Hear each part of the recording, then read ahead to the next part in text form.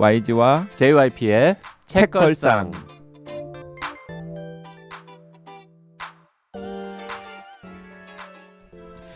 책에 관한 걸쭉하고 상큼한 이야기 YG와 JYP의 책걸상이 찾아왔습니다. YG 강량구입니다. JYP 박재영입니다. 그리고 잊을만 하면 나타나는 게스트 청년의사의 송수연 기자 나와 있습니다. 어서 오십시오. 안녕하세요. 청년의사 송수연입니다. 네, 반갑습니다. 송 기자님 출연하면 되게 인기가 많아요. 플레이 숫자 늘어나.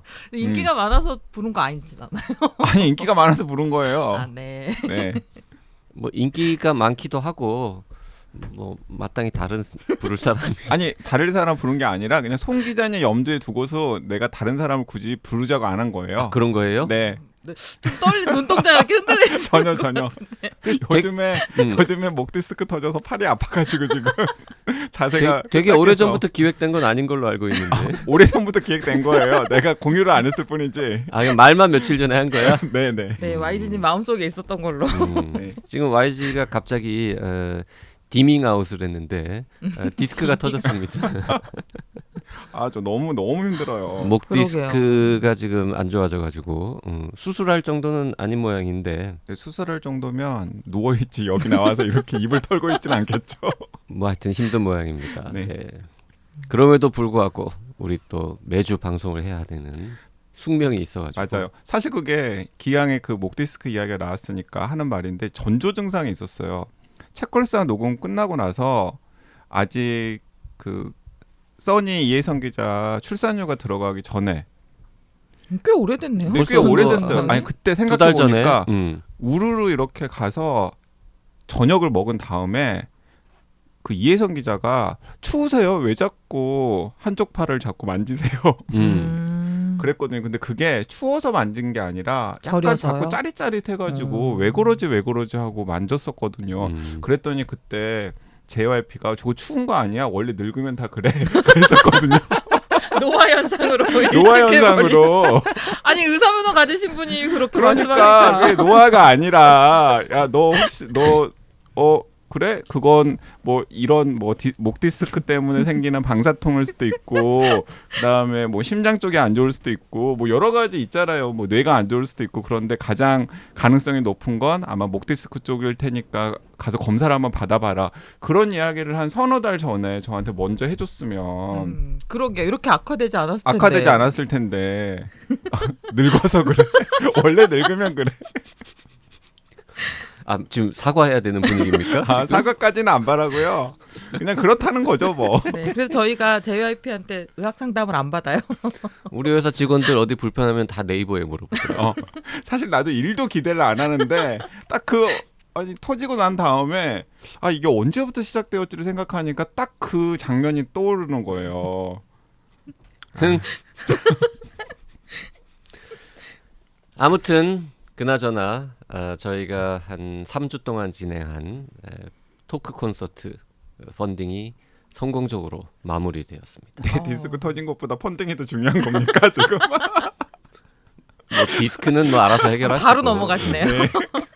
시내에 좋은 병원, 좋은 의사들이 많이 있으니까 전문가들이랑 상의하시고 그거는 펀딩은 95명이 참여를 하셔서 네. 와. 466만 7천 원이 모였습니다. 그 대관료보다는 넘게 모인 거죠? 그럼요. 그 목표 금액의 311%.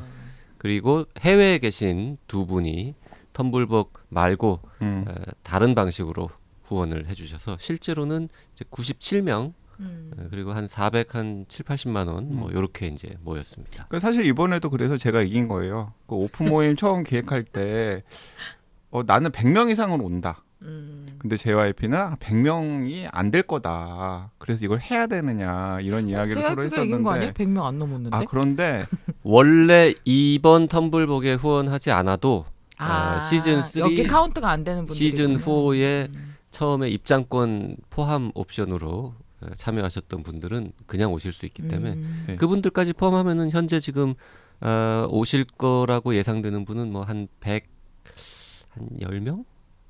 그 정도? 네. 근데 이제 신청하시고 노쇼도 노쇼도 있을 수 있으니까. 노쇼도 있을 수 있으니까. 하지만 오늘 방송 듣고 마참 그거 있었지 이러면서 또 추가로 오시는 분도 있을 수 있으니까 100명은 넘게 오실 것 같습니다. 네, 제가 그 9월 17일 날 여러분들 즐겁게 해드려야 되니까 그때까지는 컨디션 회복해서 나타날 테니 꼭 신청하신 분들 참석하시고, 그리고 신청 안 하셔도 그냥 좌석이 200석이나 되기 때문에 250석입니다. 250석, 그러니까 그냥 오시면 돼요. 음.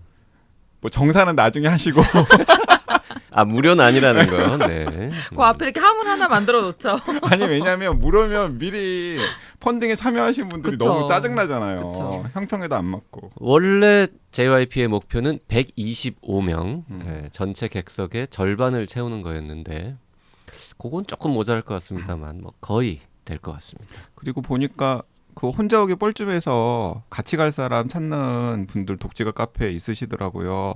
이참에 또 친해지면 좋잖아요. 네. 그리고 그 행사 끝나면 이제 저녁 먹는 모임이 있는데 거기도 저 많이 진짜 참석하세요? 깜짝 놀랐어요. 거기가 지금 대박이에요. 그래요? 큰일 났어 지금. 식사 모임만 한 50명 모여서 지금 밥을 저는 먹게. 대학 졸업하고 그렇게 많이 모이는 회식은 거의 이건 뭐 무슨- 저 그러게요. 고등학교 동문회 어. 신입생 환영회 수준으로 고등학교 동문회나 신입생 환영회 뭐 이런 거 해가지고 막 음. 한 명씩 일어나가지고 큰 소리로 자기소개하고 하는데도 얼마 1시간 넘게 걸리겠네요. 장기 자랑하고 막 이래야 되는 상황이 될 수 있어요. 아, 냉면 사발에 소주 2병 부어가지고 원샷하고 이런 거 합니까? 아 그래서 이게 내가 대학교 저학년 때 그런 자리를 해보고 해본 적이 없을 것 같아서 좀 어색하면 어떨까 약간 걱정입니다. 뭐 어색하겠죠. 네. 그 진행 천재 JYP가 분위기 잘 살려주겠죠. 아 이게 이제 정말 몇석 3,000석 예술의 전당 행사도 유려하게 진행을 했는데 아니 그건 이제 제가 기획을 하셨는데 무대에 올라가진 않았으니까 어쨌든 제가 정말 다양한 장소에서 다양한 숫자의 다양한 청중들 앞에서 행사를 진행해 봤습니다만 식당에서 50명쯤 모여 있을 때는 진짜 어렵거든요. 어렵죠. 의대생들 데리고 한번 몇 년 동안 하셨었잖아요. 아니 뭐 캠프 때. 캠프야 뭐 캠프 뭐 강연 축제 이런 거는 비슷하다고 뭐. 근데 생각하시면 그때는 좀 젊었었잖아 JYP도. 네. 제가 이제 방송에 나간 거 말고 오프라인으로 사람 제일 많이 모여 있는 행사 진행한 거는 뭐 한 3,000명 그 정도. 어제도 사실 행사 하나 진행했어요. 120명짜리. 매일 진행하고 방송하고 입으로 먹고 살고 있지만 식당에서 밥 먹으면서 50명짜리 행사 어렵죠. 그 20, 30대 때 본인의 50대가 이럴 줄 알았습니까? 몰랐습니다. 몰랐으니까. 너무 갭이 크죠? 너무 갭이 크죠. 50대는 되게 우아하게 살 줄 알았습니다. 이 정도 우아하게 사시는 거죠. 과연 그럴까요? 그렇게 좀 포장. 자, 물 밑에서 제가 지금 발을 어떻게 움직이고 있는지 사람들이 몰라서 그 정도면 우아하지 않냐 하는데 별로 안 우아합니다. 네. 오늘의 책은 뭡니까? 네, 오늘 유혹하는 YG 이 송소영 기자님과 함께하는 유혹하는 YG. 이제 어쩌다 보니까 유혹하는 송 기자가 됐어. 근데 저는 이거 제목 보고 이미 제꼈어요. 아, 그래요? 네. 송 기자를 유혹하는 YG가 지금 컨셉이 되어가고 있는데. 네, 그래서 그 이번 주에는 월요일, 수요일 날을 어떻게 배분을 할지를 고민을 하다가 이제 월요일 날은 YG가 읽은 책 중에서 최근에 읽은 책 중에서 굉장히 의미가 있는 책이었는데 별로 JYP도 신통치 않아 할 것 같고 네. 그리고 또 2시간을 하기에는 마땅히 부를 전문가도 좀 없고 그래서 그냥 제가 좋은 책 한 권을 월요일 날은 소개를 해드리고 수요일 날은 진짜 송 기자 취향 저격 재밌는 거 재밌는 거 그리고 또 요즘 약간 트렌드에도 맞는 예, 그걸로 제가 가져왔습니다. 저 기대를 머더스 해보십시오. 읽었어요. 어떠셨어요? 너무 재밌게 읽었어요. 그러니까 송 기자가 약간 먹히더라고. 제 추천이 먹히는 분. 그러니까 이 책도 제가 사게 유혹을 하시면 성공하신 거죠. 요것도 끝날 때쯤 되면 살지도 몰라요. 그렇죠. 지금 이미 제꼈다고 말은 했는데 제목만 보고. 그 진입 장벽이 좀 낮더라고요. 귀가 몇 번 너무 얇아. 방송을 해보니까. 귀가 얇아. 제가 팔랑 끼워가지고. 오늘 소개해드리는 책은 제목이 기본소득 공상 혹은 환상. 환상. 네. 네. 기본소득 공상 혹은 환상. 이제 이 책을 책걸상 애청자들께 소개를 해드려야겠다라고 생각했던 건 왜 그랬냐면 사실 지난 5년의 책걸상 역사에서 기본소득과 관련해서 우리가 몇 권의 책을 소개해 준 적이 있어요. 많이 했죠. 네. 그래서 저는 또 안 읽고 싶었던 겁니다. 네, 맞습니다. 그런데 그 책들 제목을 제가 살짝 말씀을 드려보면은 일단은 정치학자 김만권 선생님 모시고 뭐였지? 네, 열심히 일하지 않아도 괜찮아. 괜찮아라는 책도 여러분들께 소개를 해드렸었고, 그리고 경제학자 겸 또 사회운동도 하시는 이원재 선생님 모셔가지고 소득의 미래, 그렇죠. 네, 그것도 소개를 했었어요. 네, 그런데 그 책들은 대부분 좀 기본소득이 한국 사회에 꼭 필요한 제도다. 그렇죠. 그리고 산업화 시대 때 만들어진 복지제도로는 지금 뭐 4차 산업혁명, 인공지능 로봇 시대 이런 데 대응하기에는 역부족이고, 그래서 우리가 복지제도에 대한 새로운 상상력을 발휘하는 게 필요한데, 지금 전 세계 곳곳에서 논의되고 있고 또 많은 사람들이 이야기하고 있는 기본소득이 유력한 대안이 될 수 있다라는 취지의 내용을 담은 저자들과 이제 책들을 여러분들께 소개를 해드렸고, 뭐 JYP도 그렇고 이제 저도 그렇고 뭐 상당히 호의적으로 우리 넘어갔었죠. 예, 책 그거 넘어갔었습니다. 보고. 책 기본소득 해야겠구만. 두 분도 귀가 얇으시네요. 전 그렇게 얇지 않은데 넘어갔어요. 그리고 그 기본소득 말고 하나 뭐 기초자본? 네, 기초자본. 네, 그 두 예. 가지를 이제 같이 얘기하면서 그 김만권 선생님은 열심히 일하지 않아도 괜찮아에서는 기본소득보다는 기초자본 혹은 그걸 요즘에 기본자산이라고도 부릅니다. 기본자산. 근데 어쨌든 YG는 그 둘 중에서 어느 쪽을 더 선호했는지 모르겠지만 저는 확실히 기본소득 쪽이 더 맞는 것 같다. 뭐 이런 생각을 그때 했었고. 네, 그래서 뭐 그 책들을 그 방송을 들으시거나 혹은 그 책들을 추천을 받아서 읽으셨던 분들 같은 경우에는 YG나 JYP처럼 기본소득에 대해서 이제 호의적인 시각을 아무래도 가지셨을 가능성이 크잖아요. 자, 또 우리 애프터 서비스를 해드려야죠.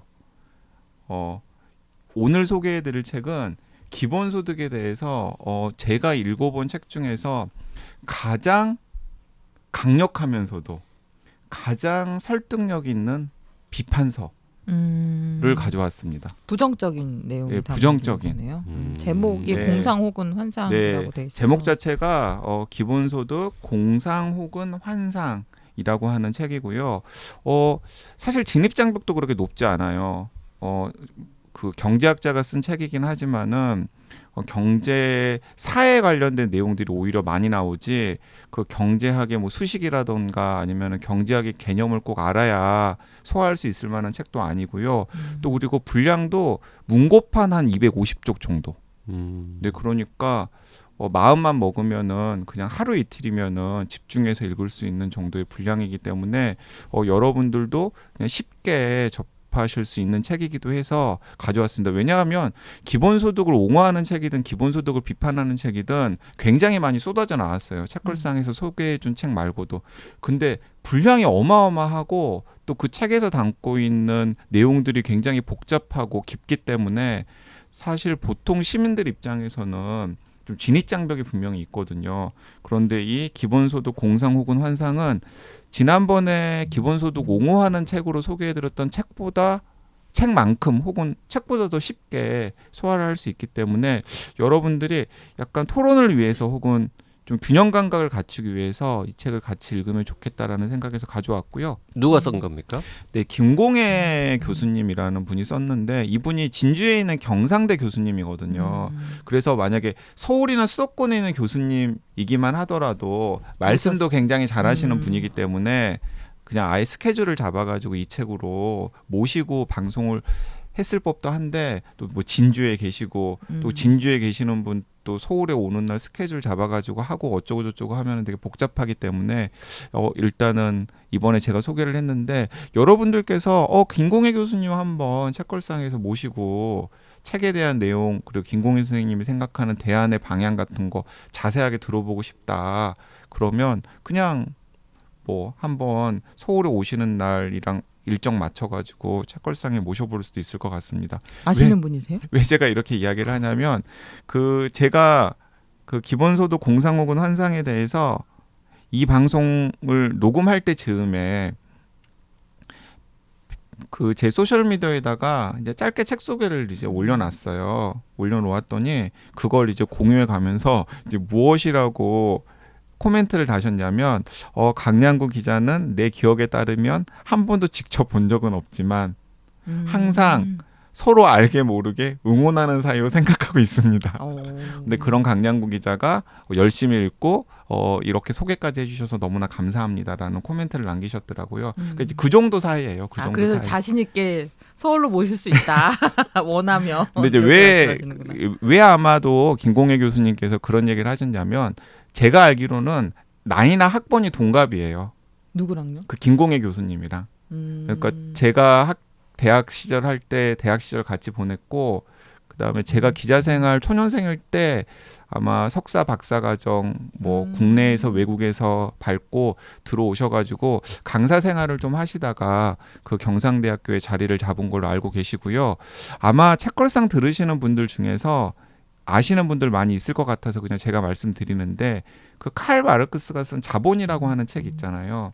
자본이라고 하는 책을 국내에서 이제 두 분의 유명한 경제학자가 번역을 하셨는데 하나는 동아대학교의 강신준 교수님이 번역을 하셨고 하나는 서울대학교의 김수행 교수님이 번역을 하셨는데 그 김수행 교수님이 번역한 자본론이라고 번역한 책이 국내에서는 좀 더 유명하거든요. 근데 나중에 이제 김수행 교수님 돌아가신 다음에 그 강신준 교수께서 뭐 자본 완역판이라고 해가지고 그 새로 또 내서 요즘에는 그걸 많이 보긴 합니다만은 아마 예전에 마르크스의 자본에 관심을 가지셨던 분들은 그 비봉 출판사라는 곳에서 나온 빨간색 표지에 김수행 선생님 번역한 자본에 대해 익숙하실 텐데 그 김수행 선생님의 마지막 제자가 이 김공혜 교수이기도 합니다.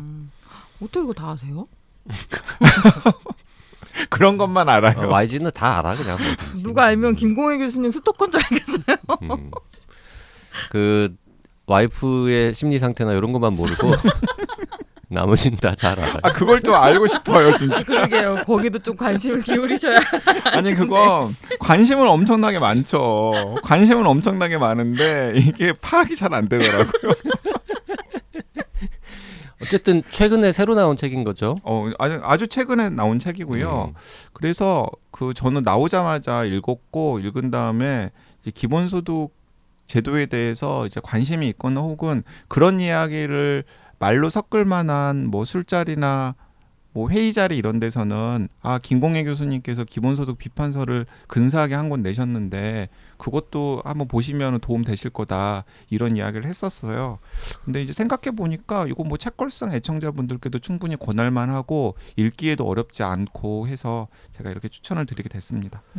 자, 어쨌든 기본소득에 대해서 비판적인 태도를 취하는 책이라는데 그럼 YG가 이 책 읽기 전까지는 제가 알기로 기본소득에 대해서 굉장히 좀 뭔가 긍정적인 생각을 갖고 있었던 걸로 아는데 생각이 좀 바뀌었습니까? 네, 생각이 좀 바뀌었어요. 또 팔랑귀? 팔랑귀. 근데 이제 그 전에도 저는 딱 이제 찜찜한 구석이 두 가지가 있었거든요. 이제 하나는 뭐냐면은 이제 기본소득의 아이디어는 기본적으로 생활에 도움이 될 만한 상당한 금액을 매월 자격을 묻지도 따지지도 않고 모든 시민에게 나눠준다라는 이야기잖아요. 네. 그래서 처음에는 월 30만 원 정도를 입금하는 것에서 시작을 했다가 어쨌든 궁극적으로는 한 월 100만 원 정도씩을 입금을 하는 걸 생각을 하고 있지 않습니까? 그러면은 4인 가족이라고 하면은 월 400만 원의 가처분 소득이 추가로 생기는 거죠. 이제 그래서 그렇다 그러면은 일단 일하면서도 가해로 소득이 더 생기니까 생활도 훨씬 더 윤택해질 테고 혹시 실업 상태가 되거나 아니면은 본인이 다른 일을 하고 싶어서 혹은 문화예술 같은 당장 그 충분한 소득이 보장되지 않은 일을 하고 싶은 분들도 당장의 생계 걱정을 하지 않고 뭔가 자신의 그 인생 플랜을 바꿀 수 있는 가능성이 커진다. 그리고 나중에 뭐 인공지능 로봇 시대가 되면은 지금 인간의 일자리에 큰 충격이 가해질 텐데 그런 충격이 가해졌을 때 안전판으로서도 기본소득이 상당히 중요한 역할을 할 수 있다. 뭐 이제 이런 논리들 속에서 이제 기본소득이 많이 이야기되고 또 긍정적으로 언급이 되지 않습니까?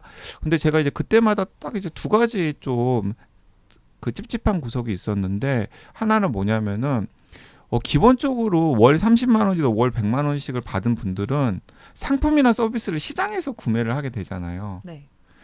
예, 그러니까 시장에 대해서 사람들이 더 애속이 되지 않을까, 더 의지하게 되지 않을까. 예속이요. 예.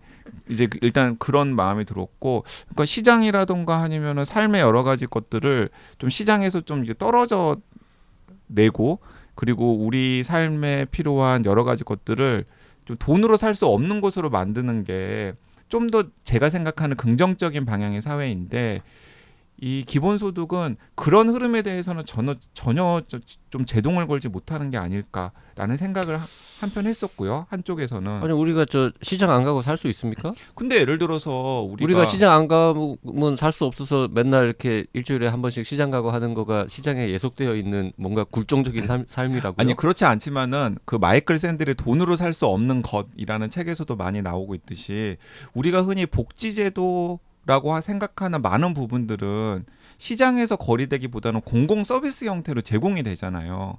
그리고 그 공공 서비스 형태로 제공되는 것들을 가지고 사람들이 이건 모든 사람이 한 국가의 시민이라면 모든 사람이 똑같이 받는 어떤 서비스라면서 이제 그 시민으로서의 소속감 같은 것도 느낄 수 있고, 그런데 기본소득을 주게 되면은 아무래도 재원의 한계가 있기 때문에 그런 모두에게 보편적으로 제공되는 서비스의 폭은 좀 좁아지고, 그런 것들도 시장에서 구매할 수 있는 상품이나 서비스로 전환될 가능성도 생기지 않을까? 뭐 이제 이런 걱정까지도 이제 생겼던 건데, 그 부분들에 대해서는 제가 몇 차례 그냥 질문을 드렸는데도 그건 같이 받고 나가야죠 정도의 답변 외에는 딱 답변을 듣지를 못했었던 거예요. 근데 이 책에 나와요? 네, 그 부분에 대해서 이 책은 반론을 하고 있어요. 그리고 또 다른 하나는 반론을 한다기보다는 시장에 너무 예속되는 현상이 나타날 것이기 때문에 우려스럽다. 그런 얘기를 하고 그리고 있다는 차라리 거죠. 다른 제도가 다른 게 더 방점이 찍혀야 된다. 그러니까 기본소득을 제법 많이 나눠주기 시작하면은 정부가 현재 하고 있는 다른 복지 시스템 이런 것들을 줄일 수밖에 없을 것이고, 현실적으로는 네, 그러면은 현재 예를 들어서 무슨 주민센터에서 뭐 독거노인한테 제공해주는 뭐 도우미 이렇게 보내주는 서비스라든지 이런 거를 그냥 기본소득 줬잖니 그걸로 네가 사서 써, 요렇게 갈 수도 있다라는 뜻인 거죠. 그렇죠. 그리고 예를 들어서 가장 우리가 생각해 볼 수 있는 의료 서비스. 네. 여기 뭐 송수영 기자님이 청년의사 기자님이시니까 관심 가장 많으신 의료 서비스 같은 경우에도 지금은 어쨌든 뭐 장점도 있고 단점이 있지만은 전국민 건강보험, 그리고 이제 상당한 의료 서비스들이 어쨌든 그 전국민 건강보험의 보장으로 진행이 되기 때문에 이제 우리나라가 예전처럼 아프다고 해서 막 폐가망신 당하고 이런 사회에서는 조금 벗어났잖아요. 여전히 미흡한 부분들이 많기는 합니다만은. 자, 그런데 그런 것들까지도 어쩌면은 축소될 가능성. 건강보험이 축소될 가능성은 저는 매우 낮다고 보고요. 그러니까 이제 가장 마지노선이겠지만 의료급여라고 하는 맞아요. 아예 네. 이제 돈을 안 내는 분들은 최소한 본인 부담금 정도는 기본소득 드린 거에서 내라. 일반 국민들처럼 뭐 20%이 정도는 내라. 이렇게 갈 수는 있겠죠. 네. 맞아요. 그러니까 그런 부분들. 일단 그렇고 또 하나는 이제 우리나라 같은 경우에는 약간 정치 지형을 놓고 보면은 이제 오른쪽에 있는 분들보다는 왼쪽에 있는 분들이 기본소득에 대해서 더 지지를 많이 보내잖아요. 네. 그런 정치인들도 그렇고. 그런데 이제 외국으로 눈길을 돌려보면은 다 기본소득 실험을 하거나 혹은 기본소득을 강력히 옹호하는 농객들이나 이런 분들은 물론 좌파들도 있지만 대개는 우파 정치인이나 보수 정당이나 기업인들 이런 분들이 기본소득에 대해서 찬성을 하는 경우가 많단 말이에요. 그거 되게 의외였어요. 그러니까 이제 그런 분들은 사실 제가 첫 번째 제기하는 것과 비슷한데 이제 그분들은 이런 생각을 하는 것 같습니다. 뭐냐면은 예를 들어 뭐 4차 산업혁명으로 흔히 불리는 뭐 로봇 인공지능 혁명이 성공을 하면은 많은 사람들이 일자리를 잃을 테고 그럼 일자리를 잃으면 소득이 적어지겠죠. 소득이 적어지면 그 사람들이 시장에서 자기네들 기업에서 만든 상품이나 서비스를 구매할 돈이 없지 않겠냐. 근데 기업 입장에서는 자기들이 상품이나 서비스를 만들었는데 그걸 시장에서 소비할 소비자가 없는 상황이 가장 최악의 상황이잖아요. 그렇죠. 팔리지 않으면. 그러니까 자기네들 입장에서는 푼돈이라도 시민들한테 지어줘가지고 계속해서 시장에서 소비를 하게 하자. 근데 이건 좀 찝찝하잖아요. 약간 기분도 나쁘고. 일단 그런 것도 있고 또 하나는 또 한편에서는 국가가 기존에 제공했던 복지 서비스라던가 이런 건 뭐 공무원들도 많이 필요하고 그리고 또 선별하는데 돈도 많이 들고 시간도 많이 들고 그러니까 국가의 역할을 계속해서 축소한 다음에 그 나머지 부분들을 차라리 시장에다 넘기고 그리고 일반 시민들은 그냥 돈 나눠주고 알아서 시장에서 모든 것들을 사게 하자라는 게 이제 외국의 보수 정당들이 또 기본소득을 옹호하는 그렇게. 또 맥락의 하나거든요. 그러니까 이제 이런 방향도 사실 기존에 많은 시민들이 보편적인 복지 서비스를 받으면서 조금 소속감을 가지고 평등하게 살았던 방향과는 약간 또 완전히 궤를 달리하는 방향이니까 이 부분에 대해서도 기본소득 옹호하시는 분들이 제가 생각하기에는 딱히 뾰족한 답변을 내놓지를 않았고 좀 다른 방향은 무엇이 있을 수 있다라는 데에 대한 가능성도 이야기를 하지 않으셨던 것 같은데 제가 이제 이 책을 읽으면서 이 책은 그런 부분들에 대해서 나름의 답변을 하시더라고요.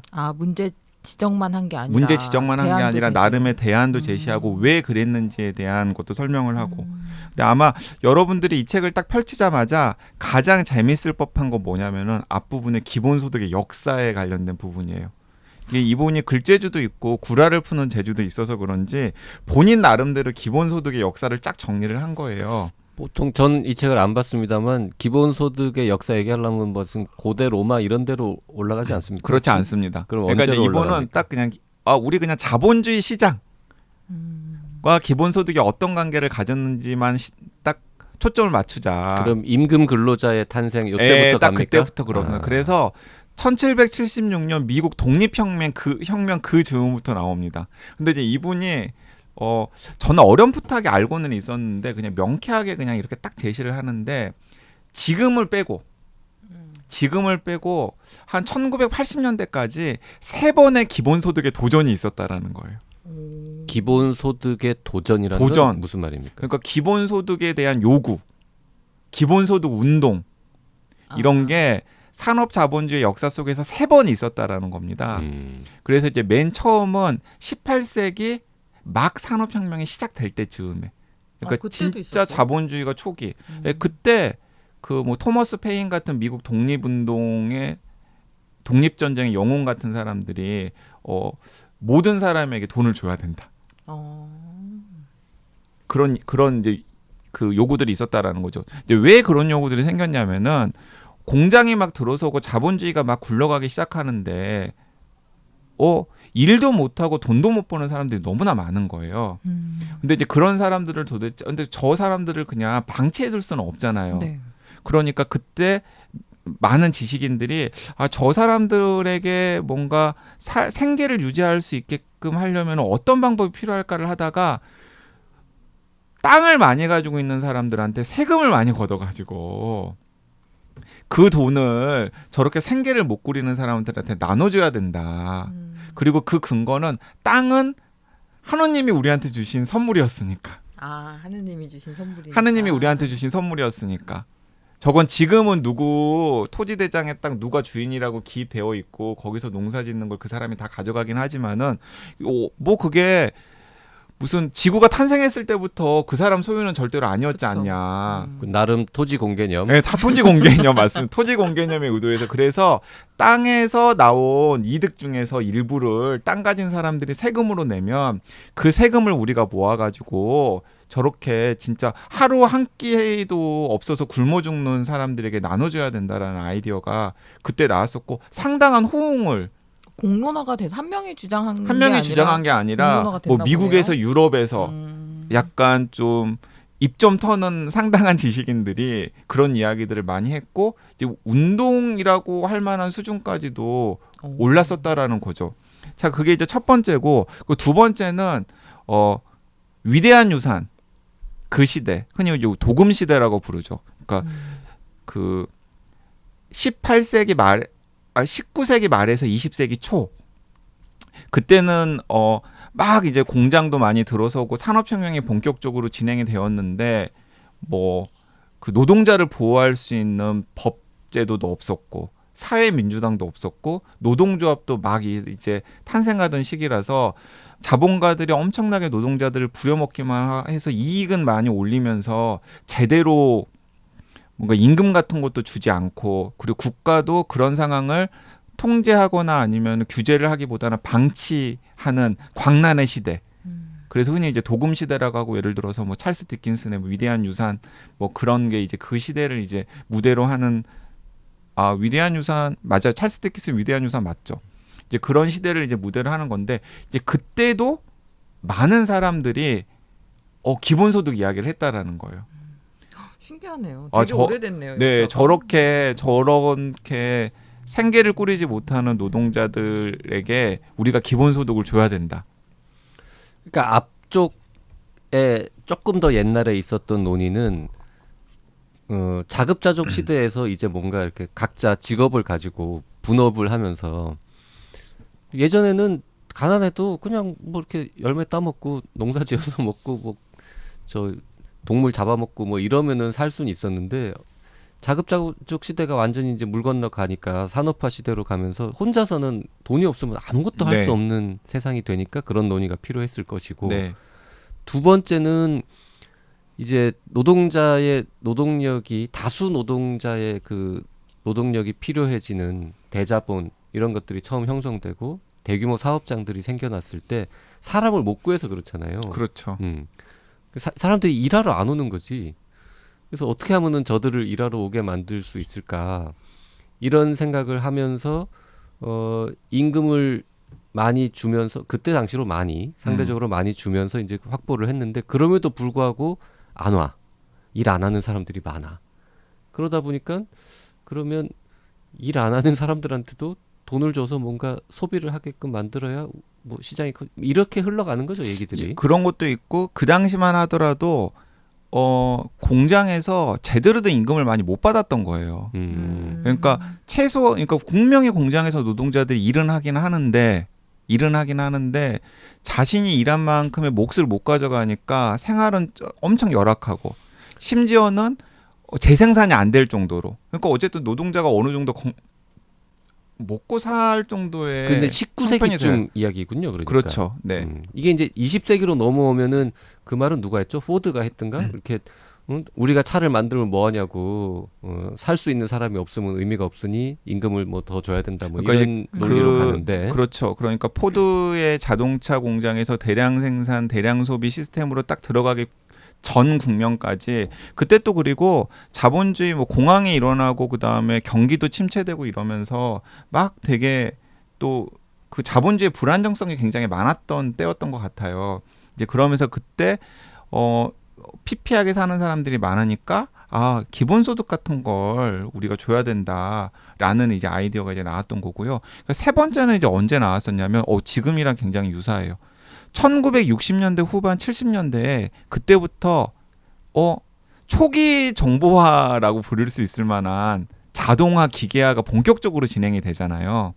그때 이제 그러면서 많은 논자들이 산업사회가 종말을 고하고 탈산업사회로 간다라는 이야기가 그때 처음 나오기 시작했고 예를 들어서 그때 다니엘 벨 이런 사람들이 뭐 산업사회 종말 뭐 이런 책 같은 것도 낸 게 그때 즈음이거든요. 그러면서 그때 지금 우리가 로봇 인공지능 시대를 생각하면서 대량 실업이 생길 거라고 생각했던 것처럼 그때도 이렇게 정보화가 되고 자동화가 되면 대량 실업이 생길 가능성이 생기고 그렇게 일을 못하는 사람들이 생기면 어떡하지?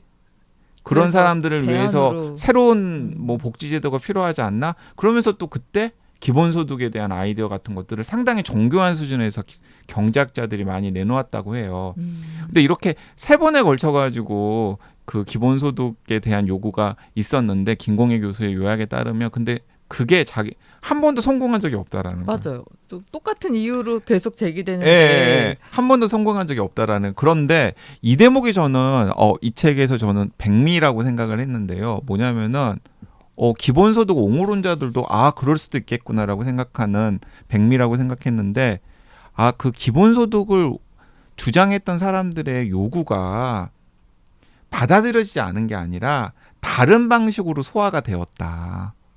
라고 이야기를 하는 거예요. 근데 그 다른 방식이 김공혜 교수는 두 가지 방향으로라고 이야기를 하는데 하나는 그 노동조합 운동의 성장으로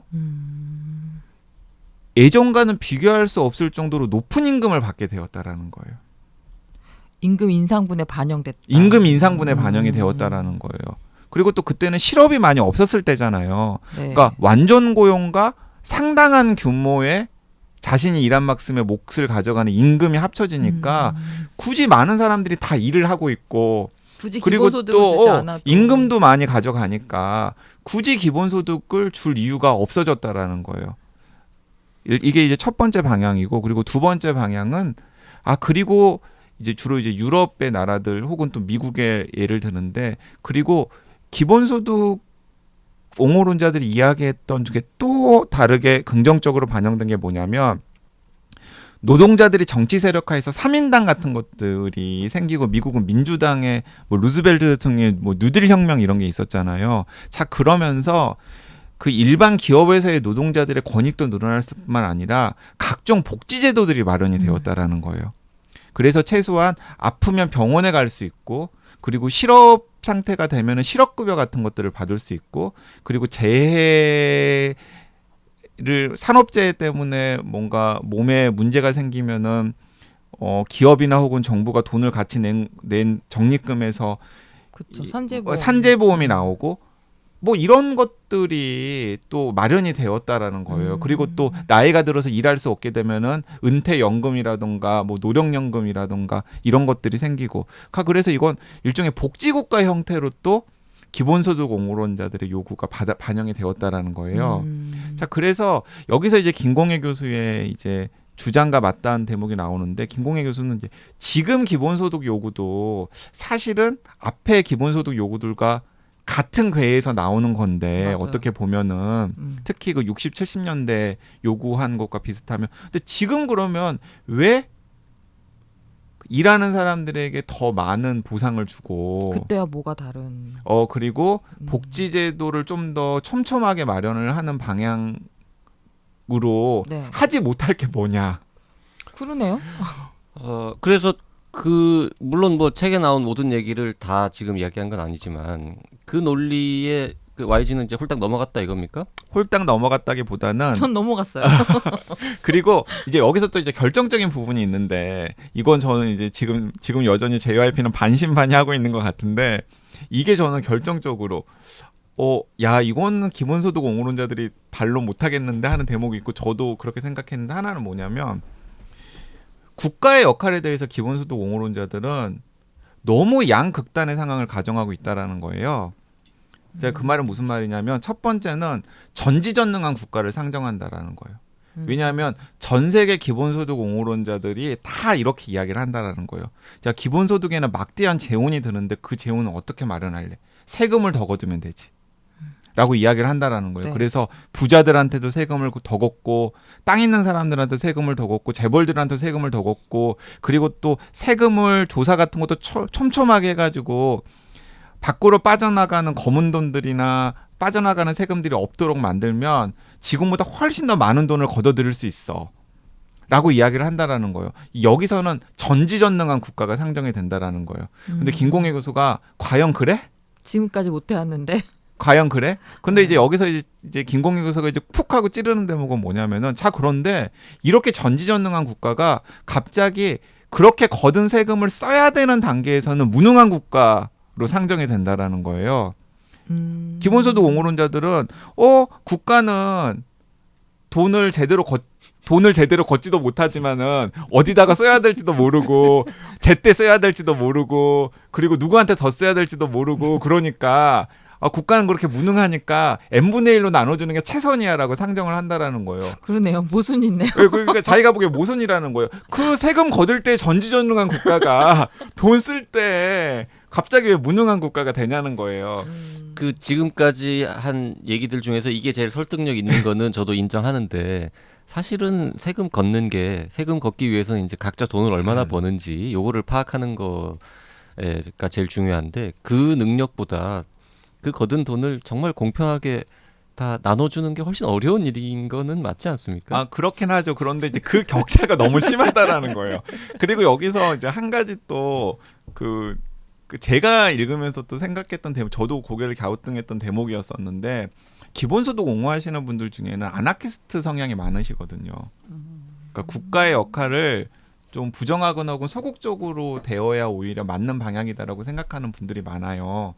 자, 그런데 그런 분들이 그러면은 전지전능한 국가는 또 어떻게 인정을 하느냐. 그러게요. 왜 기본소득을 주장하지? 왜냐하면 기본소득을 하려면 어쨌든 간에 그 엄청난 재원을 마련해야 되는데 그 재원을 마련할 때는 진짜 전지전능하고 그다음에 촘촘하게 사람들의 소득에 개입하는 국가가 필요하거든요. 근데 이제 그런 국가와 이 아나키즘 성향의 그런 철학과는 또 어떻게 어울릴 수가 있는지 이제 그 부분에 대해서는 저는 이 책을 읽으면서 야, 이건 좀 답하기가 어렵겠는데 라는 생각이 들더라고요. 자, 그 YG가 아까 얘기한 두 가지 형태로 이미 보전이 되어 왔다. 임금이나 복지제도나 이런 거 사실 원래 알던 얘기잖아요. 네, 그것도. 근데 그럼에도 불구하고 지금 저렇게 넘어간 부분에서 약간 딴지를 걸고 싶은 부분은 뭐냐면 실제로 과거에도 일자리가 부족해질 것이다. 자동화가 되면서 로봇이 되고 이러면서 걱정을 많이 했는데 실제로 일자리가 줄어든 적이 없지 않습니까? 계속 예전에는 상상하지 못했던 새로운 일자리들이 많이 생겼죠. 그 중에서 또 일부는 너무 쓸데없는 일자리가 많이 생겼다라는 반론도 있습니다만 근데 지금은 그리고 앞으로는 과거처럼 새로운 일자리가 많이 생길 가능성이 별로 없다라는 게 많은 사람들의 전망인 것 같고 과연 그럴까? 그건 모르긴 닥쳐봐야 하는데 알 과연 것 그럴까? 예, 과연 그럴까? 그래서 진짜 일자리가 없어지기 때문에 자꾸 기본소득 얘기가 100년 전, 200년 전에 나왔을 때보다는 훨씬 설득력 있게 지금 받아들여지는 게 아닌가 싶은데 저는 안 읽어봤으니까 모르겠네요. 하여튼 읽어보고 싶긴 하네요. 예, 과연 그럴까? 과연 그리고 JYP도 이걸 읽으면 또 관점이 좀 달라질까. 그러니까 아마 김공희 교수님은 이런 것 같아요. 그러니까 이런 식으로 우리가 접근해보는 게 낫지 않냐. 그러니까 좀 예를 들어서 우리가 문화예술 활동에 대해서 큰 가치를 부여하지 않기 때문에 문화예술 하는 사람들은 항상 배를 골고 그리고 그런 사람들이 배를 곪지 않도록 기본소득 같은 게 필요하다라고 이야기를 하는 거잖아요. 근데 김공희 교수님은 좀 발상의 전환을 해서 문화예술 종사를 하시는 분들은 우리 사회의 문화라든가 사람들을 즐겁게 하는데 기여를 하기 때문에 그분들이 정당한 노동 자신들의 문화예술 활동에 대해서 정당한 몫을 가져가도록 세팅을 하는 게 훨씬 더 맞는 방향 아니야? 정당한 몫을 가져가지 못했던 사람들에게 제대로 주자. 그러니까 예를 들어서 지금 그 고령 인구가 많아질수록 이제 간병 노동자들의 역할이 굉장히 중요하게 될 텐데 지금 간병 노동자들 같은 경우에는 사실 사회적인 대우도 그렇고 그리고 또 실제로 받는 급여의 수준도 그렇게 높다고는 할 수 없잖아요. 그쵸. 근데 이제 그런 분들이 고령사회에 꼭 필요한 인간의 노동을 담당하시는 분들이라고 한다 그러면 사회적인 인식이 높아진과 동시에 급여 수준도 좀 높여주면 되지 않냐. 차라리 그런데 돈을 쓰는 게 그리고 그런 식으로 사회의 방향을 세팅해 가는 게 이제 다 돈을 걷어가지고 n분의 1로 나눠주는 것보다 더 맞는 방향 아니야라는 얘기까지도 하시려고 하는 것 같은데 이제 그런 구체적인 이야기까지는 안 나와요. 그럼 문화예술 얘기하다가 왜 갑자기 간병 노동자 그러니까 이제 넘어갔어요? 그 같이 비슷하게 막 이야기들 저는 문화예술 얘기하길래 이제 예를 들어서 이제 책걸상 진행자 같은 사람이 좀 더 많은 돈을 벌어야 된다. 빨리 치고 들어가셨어야죠. 그런 얘기 하는 줄 알았지. 얼른 치고 들었어야죠. 얼른 치고 들어왔어야죠. 네. 자, 그리고 또 제가 굉장히 흥미로웠던 대목 딱 하나만 더 언급을 하자 그러면은 그렇다고 해서 이 김공희 교수님께서 기본소득의 아이디어를 아예 다 무시하는 건 아니에요. 살릴 만한 것도 있는데 예를 들어서 이제 음해소득세라고 하는 개념이 있거든요. 음해소득세. 음해소득세라는 건 뭐냐면 한 사회가 소득의 하한선을 설정을 해놓는 거예요. 그래서 그 소득의 하한선보다 소득이 많은 사람들은 당연히 세금 형태로 소득세를 내겠죠. 근데 그 사회가 합의한 소득의 하한에 그 소득의 밑에 소득을 올리는 분들이 분명히 있을 것 아니에요. 그런 분들에게는 그 위에 낸 소득세들을 재원으로 해서 그만큼의 소득으로 채워주자.